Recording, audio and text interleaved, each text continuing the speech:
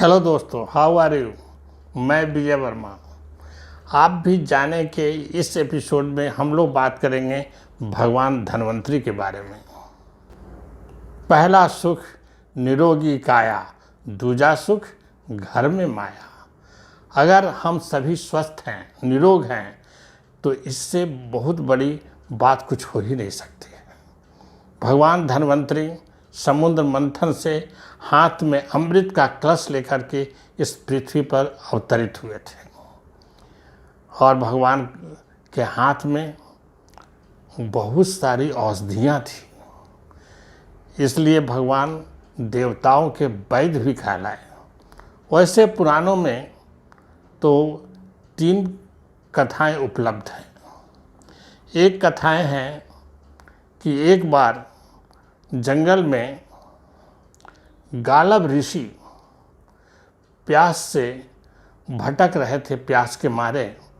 तो उन्हें एक कन्या मिली रास्ते में, जो पानी का घड़ा लेकर के जा रही थी। उस कन्या का नाम था वीरभद्रा। वीरभद्रा ने गालब ऋषि को जल से उनकी आत्मा को तृप्ति दी। वो बहुत प्रसन्न हुए और कहा कि मैं तुम्हें एक पुत्र की माँ का आशीर्वाद देता हूँ। लेकिन वीरभद्रा कन्या ने कहा कि मैं तो एक वेश्या हूँ। फिर वो गालब ऋषि वीरभद्रा कन्या को अपने कुटिया में ले गए और एक कुश की पुष्पाकृति बनाकर वेद मंत्रों से आमंत्रित कर एक बालक का अवतरित किया उन्होंने और उसके गोद में डाल दिया। चूँकि वेद मंत्रों से अभिमंत्रित की गालब ऋषि ने, इसलिए वो वैद्य कहलाए और देवता के वैद्य कहलाए। भागवत पुराण और विष्णु पुराण में भगवान धन्वंतरी इस पृथ्वी लोक पर अवतरित हुए थे समुद्र मंथन के द्वारा, और भी हाथ में अमृत कलश लेकर के। और दूसरी बार ब्रह्म पुराण और विष्णु पुराण में दानव के पुत्र ये दूसरी बार अवतरित हुए। दूसरी बार इन्होंने पृथ्वी लोक पर जन्म लिया था। और तीसरी बार काशी, जो आजकल बनारस है, जिसको काशी भी कहा जाता है, काशी के राजा के यहाँ वो देवोदास धन्वंतरी कहलाए उनके यहाँ। और जैसा कि ब्रह्म पुराण में इनका वर्णन मिलता है। भगवान धन्वंतरी कार्तिक मास के शुक्ल पक्ष को त्रयोदशी के दिन उत्पन्न हुए थे और उन्हीं के जन्मोत्सव के रूप में हम लोग धनतेरस पर्व मनाते हैं। क्योंकि धनतेरस पर हम लोगों को भगवान धन्वंतरी के अनुकंपा से, उनके आशीर्वाद से साल भर हम लोगों को निरोग, धन और सुख की आशीर्वाद देते हैं। इसलिए हम सभी धन्वंतरी को, भगवान धन्वंतरी के रूप में धनतेरस का पर्व बड़ी हंसी खुशी के साथ मनाया जाता है पूरे भारतवर्ष में। भगवान धन्वंतरी ने आयुर्वेद का प्रादुर्भाव इसी दिन किया था, इसलिए भारतवर्ष में जन्मोत्सव के रूप में इसी दिन, धनतेरस के दिन इनको मनाया जाता है, धन्वंतरी जन्मोत्सव। और आयुष मंत्रालय द्वारा भी भगवान धन्वंतरी का जन्मदिन भी मनाया जाता है। ये प्रथा 2016 से ही प्रारंभ हुई। भगवान धन्वंतरी विष्णु के 24 अवतार हुए थे, उसमें से 12वें अवतार भगवान धन्वंतरी हुए, जो हम लोगों को आयुर्वेद की जो बहुत सारी औषधियाँ हैं, ये इन्हीं के द्वारा खोज की गई है। जैसा कि आप चित्र में देख रहे हैं, भगवान धन्वंतरी के 4 भुजाएं हैं। 2 ऊपर के भुजाओं में शंख है, एक में, दूसरे में चक्र, और नीचे के 2 भुजाओं में, एक भुजाओं में अमृत कलश लिए हुए हैं और दूसरे भुजाओं में जालूका और कुछ औषधियाँ हैं। अगर आपको पूजा करते समय ये अगर तस्वीर या ये चित्र अगर उपलब्ध नहीं है, तो एक पान के पत्ते पर थोड़ा अक्षत रख लीजिए और कसैली, उस पर भगवान धन्वंतरी का आवाहन कीजिए। अब बात करते हैं धन्वंतरी के जन्मोत्सव में जो धनतेरस की हम लोग पूजा करते हैं, उसकी सामग्री क्या होनी चाहिए। तो वो सामग्री कुछ इस प्रकार है। एक पहले कलश ले लीजिए, क्योंकि कलश जो है समुद्र के देवता वरुण को हम लोग उस दिन आवाहन करते हैं। वरुण जो है हर पूजा में वरुण देवता का आवाहन कलश पर ही किया जाता है। कलश के कंठ में एक मौली बांध दीजिए, 5 पल्लव, एक पात्र में चावल रख करके उस पर नारियल लपेट करके उसके ऊपर रख दीजिए। और हमेशा याद रखिएगा, नारियल का जो मुंह होता है वो आपके तरफ होना चाहिए। नारियल का मुंह वो होता है जिस डंठल से नारियल लटकता है वहाँ पर वही नारियल का मुंह कहलाता है। कलश पर एक स्वास्तिक का चिन्ह भी बना दीजिए।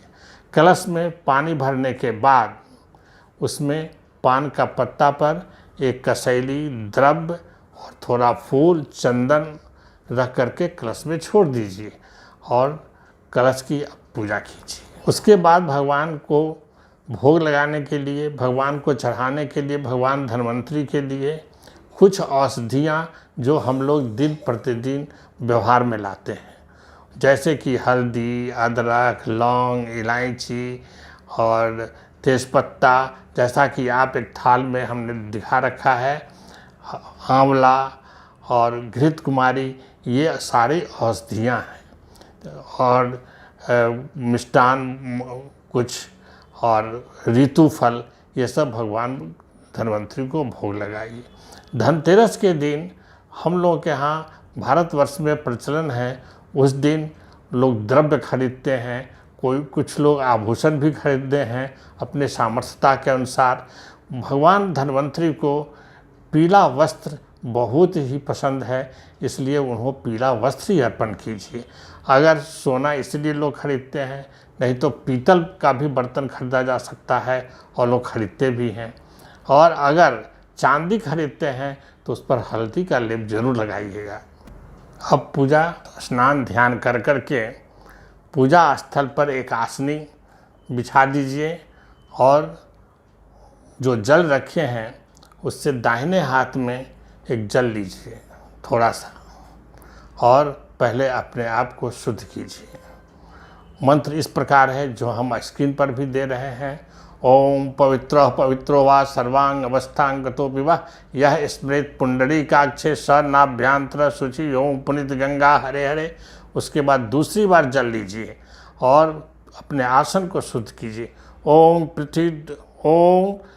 पृथ्वी त्वं धिता लोका देवी त्वं धारे माँ पवित्र कुरुचासनम। अपना पृथ्वी पर भी अपने आसन को शुद्ध कर लीजिए। उसके बाद आसन पर विराजमान हो जाइए। एक हाथ से इस उंगली से चंदन लीजिए, चंदन विद्यते ओम नमः शिवाय करके यहाँ पर चंदन कर लीजिए। चंदन करने के बाद आचमनियों किया जाता है 3 बार। हाथ में थोड़ा जल लीजिए, दाहिने हाथ में ओम केशवाय नमः स्वाहा ऐसे थोड़ा पी लीजिए। 1 चम्मच फिर जल डालिए, ओम नारायण नमः स्वाहा, उसको पी लीजिए। उसके बाद तीसरी बार ओम माधवाय नमः स्वाहा करके हाथ धो लीजिए। जब ये आपकी ये हो गया, आचमन कर लिए, उसके बाद संकल्प जो है ये बहुत ही उचित है हर पूजा में करने के लिए, क्योंकि संकल्प आपका क्या उद्देश्य है ये भगवान को कहना अत्यंत आवश्यक है। इसलिए संकल्प का जो मंत्र है वो यूँ है। संकल्प करने के लिए दाहिने हाथ में पान का पत्ता, अक्षत, फूल, थोड़ा तिल, जौ और द्रव्य और सुपारी इतना रखिए, फूल भी रखिए। मंत्र इस प्रकार है। ओम विष्णवे नमः, ओम विष्णवे नमः, ओम विष्णवे नमः।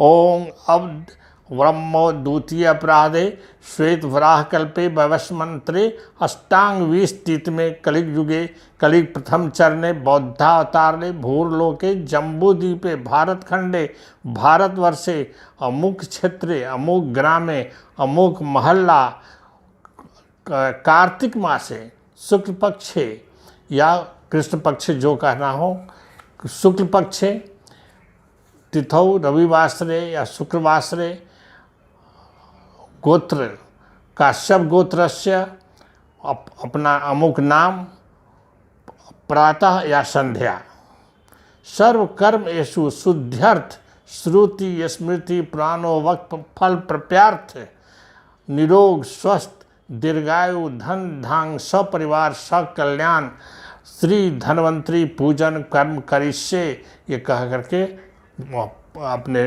पत्ते पर इसको छोड़ दीजिए। ये आपका संकल्प हो गया। संकल्प करने के बाद फिर हम वरुण देवता का आवाहन करेंगे। उसके बाद भगवान गणेश का करते हैं। वरुण देवता जो समुद्रों के देवता हैं, इनका पहले आवाहन करते हैं, कलश को पूछते हैं, हाथ में थोड़ा अक्षत दीजिए। ओम एतानि पाद्यार्घास्मनियम पुनराचमनियानि ओम श्री वरुण देवता यह गच्छा यह तिष्ठ, अक्षत छोड़ दीजिए कलश पर। फिर एतानि पाद्यार्घास्मनियम स्नानियम ओम वरुण देवताभ्यो नमः, जल छोड़ दीजिए। फिर चंदन एतानि पाद्यार्घास्मनियम चंदनादभि पूछते श्री वरुण देवताभ्यो नमः। फिर हाथ में पुष्प लीजिए, ओम पुष्प समर्पयामि श्री वरुण देवताभ्यो नमः। उसके बाद गणेश जी का आवाहन कीजिए। जो पान का पत्ता पर जो हम कसैली जैसा कि चित्र में आपको हम बताए हैं, उस पर पंच देवता का एक कसैली पंच देवता के लिए है, जो पान के पत्ता पर है, उस पर आवाहन करना है। पंच देवता एक कसैली पर रखिएगा। सूर्य, ब्रह्मदेव, यमदेव, वरुण देव, इंद्रदेव और दुर्गा देवी। वरुण देव का तो हो गया, तो दुर्गा देवी हो गया, ब्रह्मदेव हो गया, यमदेव हो गया, ये यम का भी पूजा होता है, इंद्रदेव और सूर्यदेव। ये 5 देवता हैं। उनको हाथ में अक्षत लेकर के एक कसैली पर कहेगा सूर्यादि पंच देवता यह गच्छ यह तिष्ठ, अक्षत छोड़ दीजिए। उसके उनको स्नान कराइए। एतानि पाद्यार्घास्मनियम स्नानियम सूर्यादि पंच देवताभ्यायो नमः।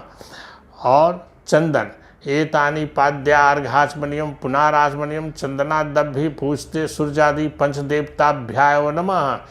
एतानि पाद्यार्घास्मनियम पुष्प समर्पयामि पंच देवताभ्यो नमः, पुष्प समर्पयामि। जब पंच देवता का पूजा कर लिए तो भगवान धन्वंतरी को आवाहन कीजिए। भगवान धन्वंतरी का बहुत ही सरल मंत्र है, इस मंत्र को जरूर कीजिए। मंत्र यूँ है, ओम धन्वंतरे नमः, ओम धन्वंतरे नमः, ओम धन्वंतरे नमः, ओम धन्वंतरे नमः, कम से कम 5 बार। और धन्वंतरे का एक और मंत्र है, वो यूँ है, ओम नमः भगवते महादुर्गनाशनाय वसुदेवाय धन्वंतरे अमृत कलश हस्ताय सर्वमय विनाशाय सर्व रोग निवारणाय त्रिलोकपथाय श्री त्रिलोकनाथ श्री महाविष्णु स्वरूपाय श्री धन्वंतरी रूपे श्री श्री औषध चक्राय नारायण नमः। हे धन्वंतरी प्रसन्नो भव, आशीष दीजिए, आशीर्वाद दीजिए। और धन्वंतरी को जब आप कह लिए, इसके बाद आप धन्वंतरी को स्नान कराइए। एतानि पाद्यार्घास्मनियम स्नानियम ओम धन्वंतराय नमः। एतानि पाद्यार्घास्मनियम चंदनादभि पूछते श्री धन्वंतराय नमः। एतानि पाद्यार्घास्मनियम पुष्प समर्पयामि श्री धन्वंतरी नमः। और धन्वंतरी को पुछवाने के बाद वस्त्र, पीला वस्त्र समर्पयामि श्री धन्वंतरी, जहाँ पर आप धन्वंतरी का पूजा करते हैं चित्र या सुपारी पर, वहाँ वस्त्र अर्पण कर दीजिए। वस्त्र चढ़ाने के बाद भगवान को भोग लगाइए। भोग लगाने में जो औषधियाँ आपने रखी हैं, जो आपने ऋतु फल और मिष्टान भोजना उसमें निवेत्यामि भोजन निवेत्यामि करके वहाँ का शैली पर वो दिखा करके फिर दाहिने साइड अपने रख दीजिए। संकल्प करने के बाद पहला काम है, आप जितने भी धनतेरस के दिन आप 5, 21 जो भी दीप हैं उनको आप प्रज्वलित कर लीजिए। प्रज्वलित करने से भी पहले हर दीप को अक्षत से, धूप अक्षत से और चंदन और फूल से उस पर दीप पर आप चढ़ा दीजिए। और दीप को प्रज्वलित करने का बहुत ही अच्छा और सुगम और बहुत ही सरल एक मंत्र है, जैसा कि पुराणों में वर्णन है। वो मंत्र मैं आपके स्क्रीन पर दे रहा हूँ। वो यूँ है, दीप देवी महादेवी शुभं भवेतु मे सदा, यावत् पूज्या समाप्ति अस्थावत् प्रज्वल सुवस्थिरो भव। हे देवी, जब तक हम लोग पूजा कर रहे हैं, जब तक पूजा है, आप हम पर प्रसन्न होइए और सुवस्थिरा। उसके बाद जब सब पूजा हो गया, भोग लग गया, तब आरती कर लीजिए। आरती में कर्पूर गौरंग करुणावतारंग संसार सारंग भुजगेंद्रहारम सदा वसंतं हृदयारविंदे भवं सहितम नमामि। आरती करने के बाद जो दीपक आप प्रज्वलित किए हैं, इसमें से एक दीपक यमराज के लिए घर चौखट से बाहर एक दीपक दान कर दीजिए। और अगर आप सक्षम हैं, अगर कर सकते हैं, तो एक दीपक मंदिर में भी दान कीजिए। एक दीपक लेकर के गौशाला में, एक दीपक नदी के या तालाब के किनारे, एक बागीचे में यमराज का दीपक जरूर ही दान करना ही चाहिए। पूजा के अंत में सभी भगवान से क्षमा प्रार्थना कीजिए। आप भी जाने कि इस एपिसोड में इतना ही। अगर आपको ये वीडियो पसंद आया हो तो लाइक, सब्सक्राइब और बेल आइकन को भी दबाइए और अपने दोस्तों को भी भेजिए, उनको भी इससे लाभ हो। और फिर मिलते हैं अगले एपिसोड में।